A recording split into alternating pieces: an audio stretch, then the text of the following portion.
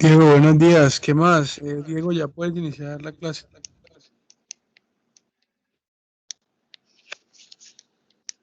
Días. Listo. Buenos días a Buenos todos. días. Gracias por este sábado, pues, es complicado para todos. Entonces, vamos a comenzar. Eh, Vamos a hablar hoy de varias cosas. Ya vimos, digamos, la parte básica.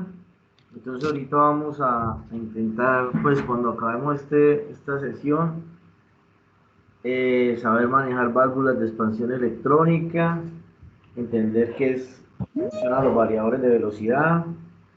Vamos a ver cómo funcionan, cómo se hace control de capacidad, cómo funciona una tecnología súper nueva que se llama calidad de vapor. Y vamos a mirar algo de condensación flotante. Luego vamos a hacer un ejercicio y les voy a mostrar unas simulaciones de amoníaco. Y si nos queda algo de tiempo, miramos un poquito de CO2.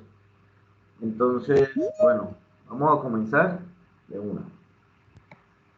Entonces, digamos en los ejemplos que vamos a hacer, vamos a tener estas consideraciones. 25 kilovatios como carga máxima y ya pues vamos a tener una carga mínima de 12 kilovatios, que es lo normal. Digamos, nosotros generalmente en las instalaciones no tenemos una sola carga, sino que tenemos varias cargas. Cuando hacemos el diseño de cargas, decimos en el mayor, digamos el día, las 12 del día, la temperatura de condensación es 45 o 35 grados centígrados más 10, 45, y nos da una potencia, ¿cierto? Nos da una potencia asociada. Esa potencia, digamos, es la potencia máxima, pero esa potencia máxima puede bajar, porque luego ya es de noche, porque el producto ya llegó a la temperatura, porque iban a cargar 60.000 flores y cargaron 30.000. Entonces, luego vamos a tener una potencia, digamos, mínima requerida. Entonces, el equipo lo que va a intentar hacer es que yo le tengo acá, digamos, mi potencia máxima, kilovatios. Entonces, él arranca a desarrollar esa potencia, ventiladores, condensadores, y cuando ya lo logra, entonces se apaga. Entonces se apaga y luego vuelve y se prende, y vuelve y se apaga, y vuelve y se prende, y vuelve y se apaga. Cada arranque, cuando él vuelve y prende, digamos, acá está prendido porque está enfriando, acá está apagado porque está calentando. Cada arranque en corriente no significa, digamos, de 0 amperios, no significa un pico de corriente. Pico de corriente y vuelve y cae. Esta corriente puede ser, esta es la corriente nominal, digamos, que puede ser la LRA, ¿cierto? Y esta puede ser 5 veces por la RLA.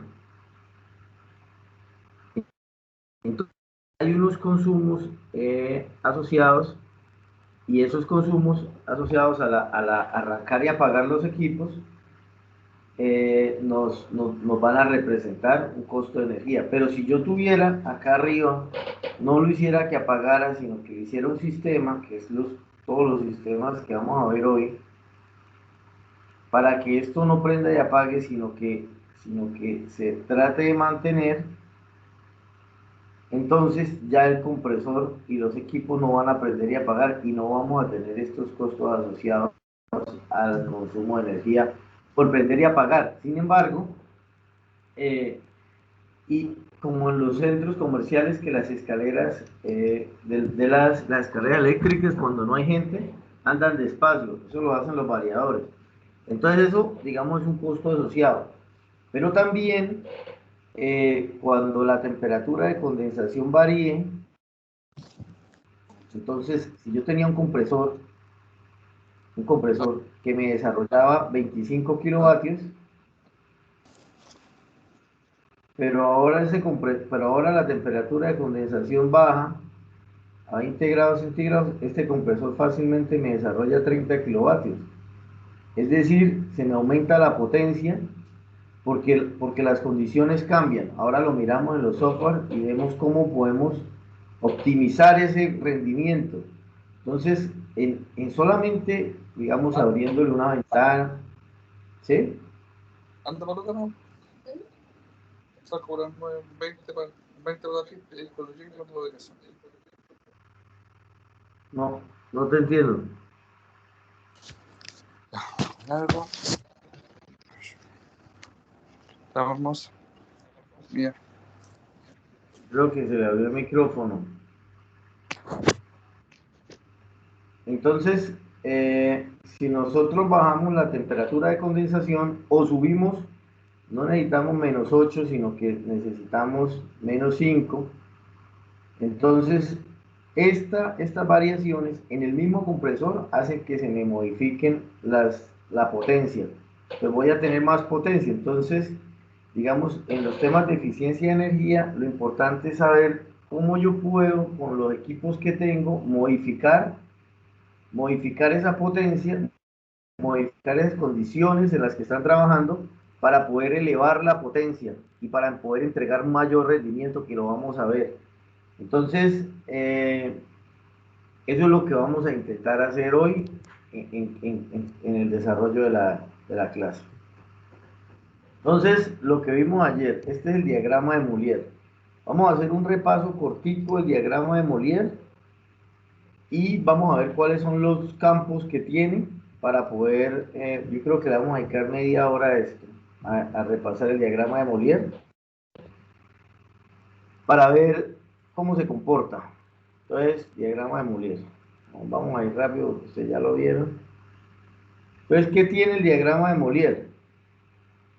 Tiene una parte que es la parte de gas, o sea, realmente el diagrama de Mollier lo que me muestra, acá tengo un rayo, lo que me muestra el diagrama de Mollier simplemente es el comportamiento del gas. O sea, el diagrama de Mollier lo que me muestra es cómo se comporta el gas a lo largo del sistema de refrigeración, o sea, cómo el gas está cambiando de estado y cómo cambia de presión. Entonces, yo dependiendo en el estado donde esté, dependiendo en el momento donde esté, el gas va a tener digamos, una condición de líquido, de gas líquido, de gas, va a estar con una presión alta, una presión baja, va a cambiar de estado. Y ese diagrama es el que me deja a mí tomar decisiones. Y en base a ese diagrama funciona, digamos, la refrigeración. Es en base al diagrama de Mollier que yo puedo puedo hacer que cambien las cosas. Listo. Entonces, el diagrama de Mollier tiene varios puntos.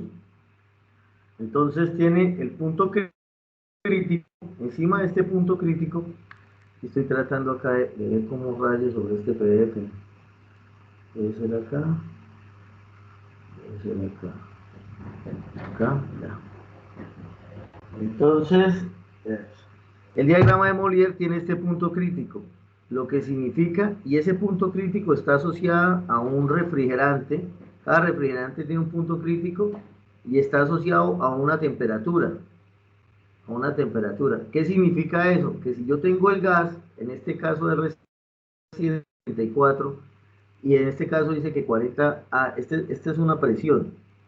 Acá dice que hay 40 bares. Y esa presión está asociada a una temperatura, que acá en este caso dice que 100 grados centígrados, porque acá cae el 100.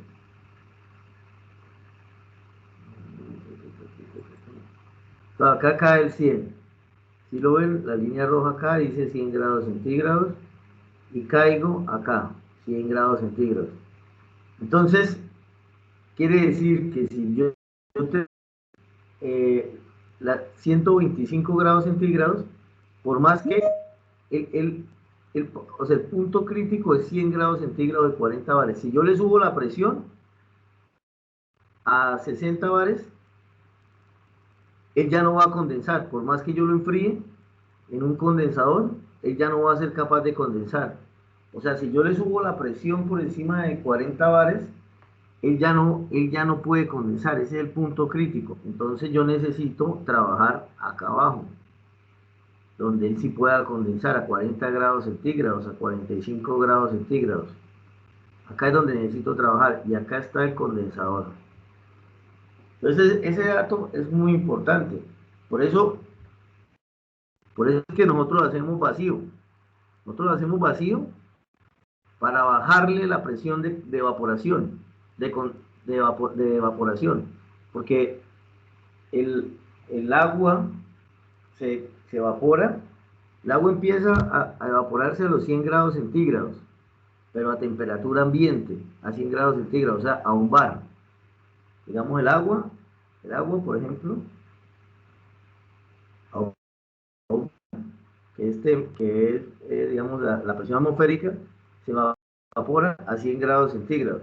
¿Sí? Entonces, como yo necesito sacar esa agua, entonces lo que hago es bajar esta presión, a bajarla. Entonces, cuando yo la tengo, entonces ya no puedo medir en bares, sino en micrones o en pulgadas de mercurio. Entonces, cuando yo voy bajando, digamos a 250 micrones, entonces el agua ya